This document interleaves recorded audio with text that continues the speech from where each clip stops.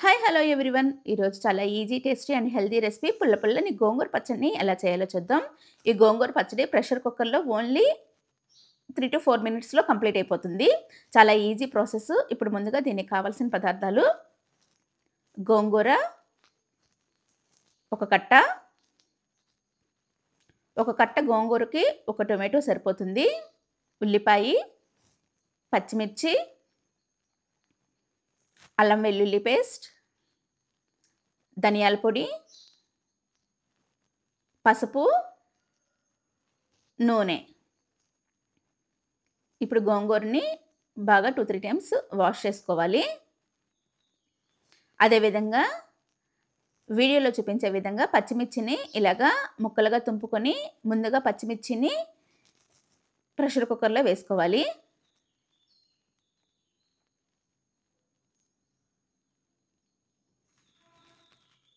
ఇప్పుడు అదే విధంగా బాగా శుభ్రంగా వాష్ చేసుకున్న గోంగూరను కూడా వేసుకోవాలి.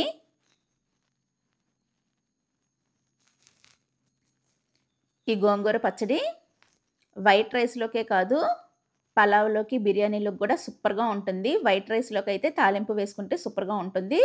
బిర్యానీలోకి, పలావ్‌లోకి అయితే తాలింపు వేసుకోవాల్సిన అవసరం లేదు. ఇప్పుడు అదే విధంగా టొమాటోను కూడా వీడియోలో చూపించే విధంగా ఇలాగ కట్ చేసుకొని వేసుకోవాలి. తగినంత పసుపు, అల్లం వెల్లుల్లి పేస్ట్ 1 టేబుల్ స్పూన్, ధనియాల పొడి 1 టేబుల్ స్పూన్, నూనె 1 టేబుల్ స్పూన్,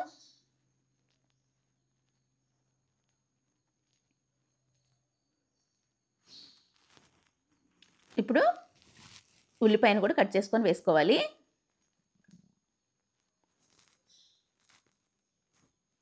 ఇప్పుడు మూత పెట్టి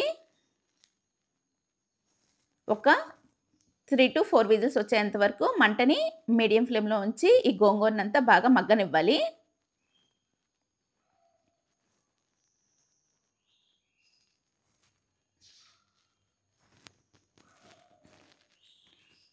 త్రీ 4 విజిల్స్ వచ్చిన తర్వాత ఈ గోంగూర పచ్చడి తగినంత ఉప్పు వేసి వీడియోలో చూపించే విధంగా ఇలాగా బాగా మెత్తగా రుబ్బుకోవాలి.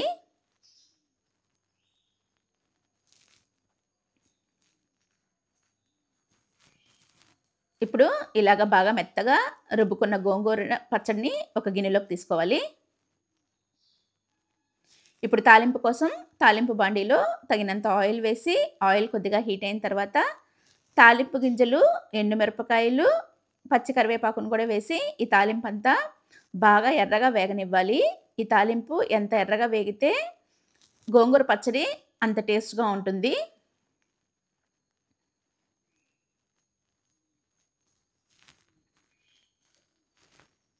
ఇప్పుడు ఈ తాలింపంతా బాగా ఎర్రగా వేగిపోయింది కాబట్టి గోంగూర పచ్చడిలో వేసుకోవచ్చు.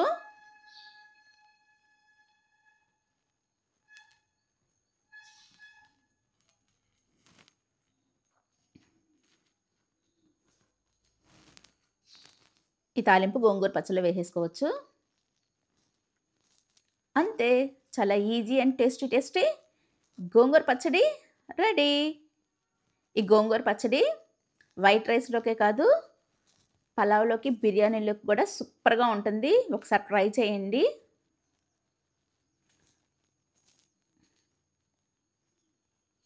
Thanks for watching.